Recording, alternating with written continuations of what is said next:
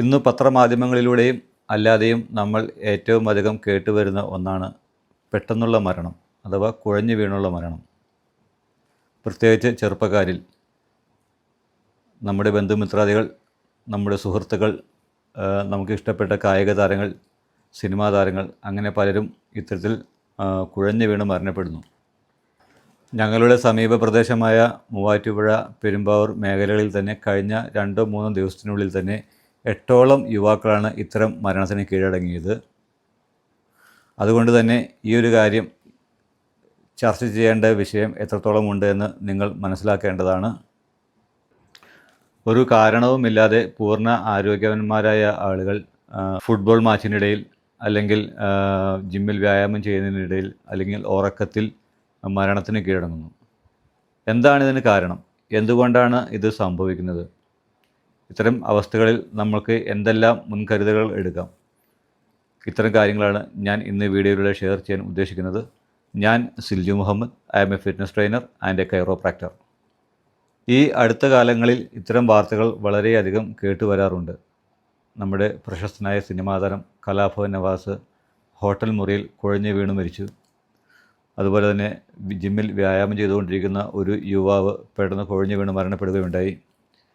കല്യാണ തലേന്ന് വധുവിൻ്റെ പിതാവ് പാട്ട് പാടുന്ന വേളയിൽ പെട്ടെന്ന് കുഴഞ്ഞു വീണ് മരിക്കുന്ന വീഡിയോ കഴിഞ്ഞ ദിവസങ്ങളിൽ നമ്മൾ യൂട്യൂബിലും മറ്റും കണ്ടതാണ്. കന്നഡ സൂപ്പർ താരം വ്യായാമം ചെയ്യുന്നതിനിടയ്ക്ക് കുഴഞ്ഞു വീണ് മരിച്ചു. എന്തുകൊണ്ടാണ് ഇങ്ങനെ സംഭവിക്കുന്നത്? ഇത്തരം ഒരു സാഹചര്യങ്ങളിൽ നമുക്ക് എന്തെല്ലാം ചെയ്യാൻ കഴിയും? ഇത്തരം കാര്യങ്ങളാണ് ഞാൻ ഇന്ന് ഈ വീഡിയോയിൽ ഷെയർ ചെയ്യുന്നത്. പ്രധാനമായും 4 തരം കുഴഞ്ഞ മരണങ്ങളാണ് സാധാരണയായി കണ്ടുവരാറ്. അതിൽ ഒന്നാമത്തേത് കാർഡിയാക് അറസ്റ്റാണ്. നമുക്കറിയാം, ഇന്ന് ലോകമെമ്പാടും ഏറ്റവും അധികം മരണം സംഭവിക്കുന്നത് ഹൃദ്രോഗം മൂലമാണ്. ഹൃദയത്തിൻ്റെ ഇലക്ട്രിക്കൽ സിസ്റ്റം സ്തംഭിച്ച് നമ്മുടെ ഹൃദയം പെട്ടെന്ന് നിലച്ചു പോകുക. ഇത്തരം ഒരു അവസ്ഥയാണ് കാർഡിയാക് അറസ്റ്റ് എന്ന് പറയുന്നത്.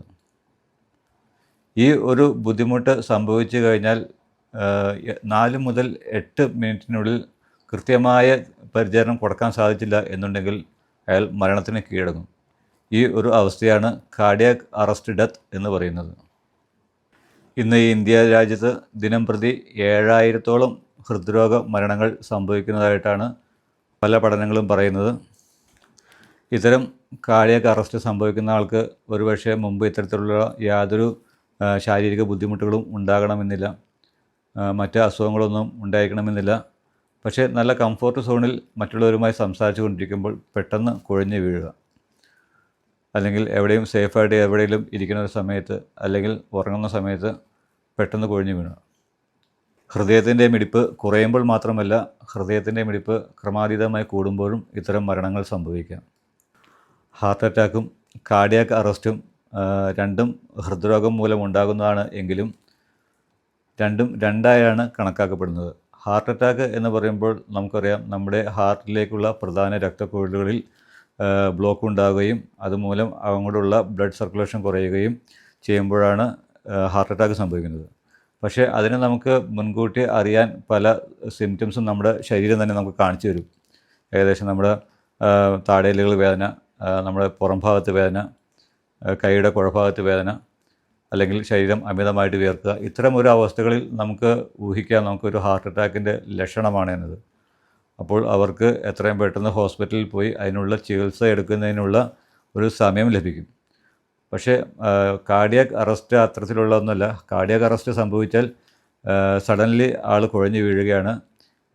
വിതിൻ ഒരു 4 മുതൽ 8 മിനിറ്റിനുള്ളിൽ മരണം സംഭവിക്കാൻ സാധ്യത വളരെയേറെയാണ്. ഹോസ്പിറ്റലിന് പുറത്ത് വെച്ചാണ് കാർഡിയാക് അറസ്റ്റ് സംഭവിക്കുന്നതെങ്കിൽ ആ ഒരു രോഗി ജീവിതത്തിലേക്ക് തിരിച്ചു വരാൻ വെറും 8% മാത്രമേ സാധ്യതയുള്ളൂ.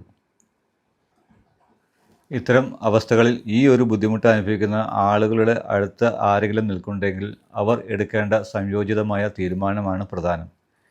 പേഷ്യൻറ്റിന് എത്രയും പെട്ടെന്ന് PRP ലഭ്യമാക്കുക, ചെസ്റ്റ് കംപ്രഷൻ കൊടുക്കുക, അതുപോലെ തന്നെ കൃത്രിമമായ ശ്വാസോച്ഛ്വാസം കൊടുക്കുക. ഇത്തരം കാര്യങ്ങൾ എത്രയും പെട്ടെന്ന് ചെയ്യാൻ കഴിഞ്ഞാൽ ഒരു പക്ഷേ ആ ഒരു പേഷ്യൻറ്റിനെ നമുക്ക് ജീവിതത്തിലേക്ക് തിരിച്ചു കൊണ്ടുവരാൻ സാധിക്കും. ഇത് എല്ലാവർക്കും അറിയാവുന്നൊരു കാര്യമാണ്. പക്ഷേ പലപ്പോഴും അത് തിരിച്ചറിഞ്ഞ് കൃത്യമായ സമയത്ത് അത് ചെയ്യാൻ കഴിയാതെ പല രോഗികളും മരണത്തിന് കീഴടങ്ങുകയാണ് ഉണ്ടാകുന്നത്. അതുകൊണ്ട് തന്നെ PRPയെ പറ്റി എല്ലാവരും വിശദമായി അറിയാൻ ശ്രമിക്കുക. അതുമൂലം ഒരുപക്ഷെ നമ്മുടെ ജീവൻ രക്ഷിക്കാൻ മറ്റൊരാൾക്ക് സാധിച്ചു എന്ന് വരാം. രണ്ടാമത്തേത് മസ്തിഷ്കാഘാതം അഥവാ സ്ട്രോക്ക്. തലച്ചോറിലേക്കുള്ള രക്തക്കുഴലുകളിൽ തടസ്സം നേരിടുകയും തന്മൂലം പെട്ടെന്ന് കുഴിഞ്ഞു വീഴുകയും ചെയ്യുന്ന ഒരു അവസ്ഥയാണ് സ്ട്രോക്ക്. ഇത്തരം രോഗികളിൽ നമ്മൾ നോക്കുമ്പോൾ ഒരുപക്ഷെ അവർക്ക് ഹാർട്ട് ബീറ്റ് ഉണ്ടായിരിക്കും, അതുപോലെ തന്നെ പൾസ് ഫീൽ ചെയ്യുന്നുണ്ടായിരിക്കും. പക്ഷേ ഇത് സ്ട്രോക്കാണോ എന്ന് തിരിച്ചറിയാൻ വളരെ എളുപ്പമുള്ള ഒരു മാർഗം എന്ന് പറയുന്നത് അവരുടെ മുഖം ഒരു ഭാഗത്തേക്ക് കോടിപ്പോയിട്ടുണ്ടോ എന്ന് നോക്കുക. അല്ലെങ്കിൽ അവരോട് വല്ലതും സംസാരിക്കുമ്പോൾ അവർ വർത്തമാനം പറയുമ്പോൾ അവർക്ക് കുഴച്ചിൽ സംഭവിക്കുന്നുണ്ടോ എന്ന് നോക്കുക. സൈഡിലെയോ വലത് സൈഡിലെയോ കൈകാലുകൾ അനക്കാൻ പറ്റുന്നില്ല. ഇത്തരം ഒരു അവസ്ഥ കണ്ടാൽ നമുക്ക് അനുമാനിക്കാം ഇതൊരു സ്ട്രോക്കിൻ്റെ ലക്ഷണമാണെന്നും എത്രയും പെട്ടെന്ന് ഈ രോഗികളെ തൊട്ടടുത്തുള്ള അത്യാധുനിക വൈദ്യ ചികിത്സ കിട്ടാൻ പറ്റുന്ന നല്ലൊരു ഹോസ്പിറ്റലിൽ എത്തിക്കുക. പിന്നെ ഇതിന് പ്രത്യേകിച്ച് ഫസ്റ്റ് എയ്ഡൊന്നും ചെയ്യാനില്ല. ഹാർട്ട് അറ്റാക്ക് പോലത്തെ നമുക്കൊരു PRP പോലത്തെ ഒരു ഫസ്റ്റ് എയ്ഡിൻ്റെ ഒരു ആവശ്യം വരുന്നില്ല. എത്രയും പെട്ടെന്ന് ഹോസ്പിറ്റലിൽ എത്തിക്കുക എന്നതാണ് ഇതിന് ചെയ്യാൻ പറ്റുന്ന ഏറ്റവും നല്ല ഒരു കാര്യം. മൂന്നാമതായി തലച്ചോറിലെ രക്തസ്രാവം അഥവാ ബ്രെയിൻ ഹെമറേജ്. ഇത് പലപ്പോഴും അല്പം ദേഷ്യപ്പെട്ടോ കുറച്ച് ഉറക്കത്തിൽ ചെയ്യുമ്പോൾ പെട്ടെന്ന് തല പൊട്ടിപ്പോകുന്നത് പോലുള്ള ഒരു വേദന അനുഭവപ്പെടുകയും തൽക്ഷണം കുഴഞ്ഞു വീഴുകയും ചെയ്യുന്ന ഒരു അവസ്ഥയാണ് ബ്രെയിൻ ഹെമറേജ്. ഇത്തരക്കാരിൽ നമ്മൾ നോക്കുമ്പോൾ ഹൃദയമിടിപ്പുണ്ട്, പൾസ് ഫീൽ ചെയ്യുന്നുണ്ട്, പക്ഷേ സംസാരിക്കാൻ പറ്റുന്നില്ല, ബോധം കേട്ട അവസ്ഥയാണ്. ഇത്തരം അവസ്ഥകൾ കണ്ടാൽ നമുക്ക് അനുമാനിക്കാം ഇതൊരു ബ്രെയിൻ ഹെമറേജിൻ്റെ ലക്ഷണമാണെന്ന്. ഇവർക്കും പ്രത്യേകിച്ച് ഫസ്റ്റ് എയ്ഡ് പോലെ ഒന്നും ചെയ്യാനില്ല. എത്രയും പെട്ടെന്ന് മികച്ച ചികിത്സ കിട്ടുന്ന ഒരു ഹോസ്പിറ്റലിൽ എത്തിക്കാൻ പറ്റിയാൽ ഒരുപക്ഷെ ആ ജീവൻ രക്ഷിക്കാൻ സാധിക്കും.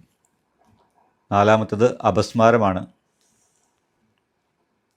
സംസാരിച്ചു കൊണ്ടിരിക്കുമ്പോൾ വളരെ പെട്ടെന്ന് നിലത്ത് വീഴുകയും കൈകാലുകൾ കൂട്ടിപ്പിടിച്ച് അതുപോലെ തന്നെ കണ്ണുകൾ മേലോട്ട് മറിഞ്ഞ് വായിൽ നിന്ന് നുരയും പതയും വന്ന് വളരെ പേടിപ്പെടുത്തുന്ന ചലനങ്ങൾ സൃഷ്ടിക്കുന്ന ഒരു അവസ്ഥയാണ് അപസ്മാരം. ഇത്തരം ഒരു അവസ്ഥകളിൽ പേടിക്കേണ്ടതായ ഒരു സാഹചര്യമില്ല. 1-2 മിനിറ്റുകൾക്കുള്ളിൽ തന്നെ അപസ്മാര ചലനങ്ങൾ നിൽക്കുകയും രോഗി പൂർവ്വസ്ഥിതിയിലേക്ക് തിരിച്ചു വരികയും ചെയ്യുന്നു. ഇത്തരം ഒരു സാഹചര്യങ്ങളിൽ നമ്മൾ ചെയ്യുവാനുള്ളത് രോഗിയെ ചെരിച്ചു കിടത്തി വായിൽ നിന്നുള്ള നുരയും പതയും പുറത്തു പോകുവാൻ അനുവദിക്കുക. പിന്നെ ശ്രദ്ധിക്കുക, അപസ്മാര ചലനങ്ങൾ ഒരു കാരണവശാലും നമ്മൾ ബലമായി പിടിച്ചു നിർത്താൻ ശ്രമിക്കരുത്. ഇത് രോഗിയിൽ ബോൺ ഫ്രാക്ചർ അതുപോലെ തന്നെ ഷോൾഡർ ഡിസ്ലൊക്കേഷൻ പോലുള്ള ബുദ്ധിമുട്ടുകൾ ഉണ്ടാകുവാൻ സാധ്യത കൂടുതലാണ്. പിന്നെ പറ്റുമെങ്കിൽ ഇത്തരം രോഗികൾ നാക്ക് കടിച്ചു മുറിക്കുന്ന ഒരു സാഹചര്യം ഉണ്ടാവാറുണ്ട്. അത് ഒഴിവാക്കുന്നതിനായിട്ട് ഒരു തുണിക്കഷ്ണമോ മറ്റോ രോഗിയുടെ വായിൽ തിരികെ വയ്ക്കുന്നത് വളരെ നല്ലതായിരിക്കും. ചില സാഹചര്യങ്ങളിൽ ഈ അപസ്മാര ചലനങ്ങൾ നിൽക്കാതെ വരികയും രോഗി മരണത്തിലേക്ക് വഴുതി പോകുന്നതായിട്ടും സംഭവിക്കാറുണ്ട്. നമ്മുടെ ഹൃദയത്തിൻ്റെയും ബ്രെയിൻ്റെയും കൃത്യമായ പ്രവർത്തനത്തിന് നമ്മൾ ലൈഫ് സ്റ്റൈലിൽ നല്ലൊരു ചേഞ്ച് വരുത്താൻ പ്രത്യേകം ശ്രമിക്കുക. കൃത്യമായ ഉറക്കവും കൃത്യമായ ഭക്ഷണക്രമവും റെഗുലറായിട്ടുള്ള എക്സസൈസും ഉണ്ടെങ്കിൽ ഒരു പരിധിവരെ നമുക്ക് ഇത്തരം അസുഖങ്ങളിൽ നിന്നും മാറി നിൽക്കാൻ സാധിക്കും. അപ്പോൾ ഈ വീഡിയോ നിങ്ങൾക്ക് ഇഷ്ടമായി എന്ന് വിശ്വസിക്കുന്നു. നിങ്ങളുടെ സുഹൃത്തുക്കൾക്കും ഈ വീഡിയോ പരമാവധി ഷെയർ ചെയ്യുക. ഇനിയും ഇതുപോലെയുള്ള ഹെൽത്ത് റിലേറ്റഡ് വീഡിയോകൾക്കായി എൻ്റെ ഈ ചാനൽ ഒന്ന് സബ്സ്ക്രൈബ് ചെയ്യുക. മറ്റൊരു വീഡിയോയുമായി വീണ്ടും കാണാം. നന്ദി, നമസ്കാരം. Stay fit and stay healthy. Bye bye.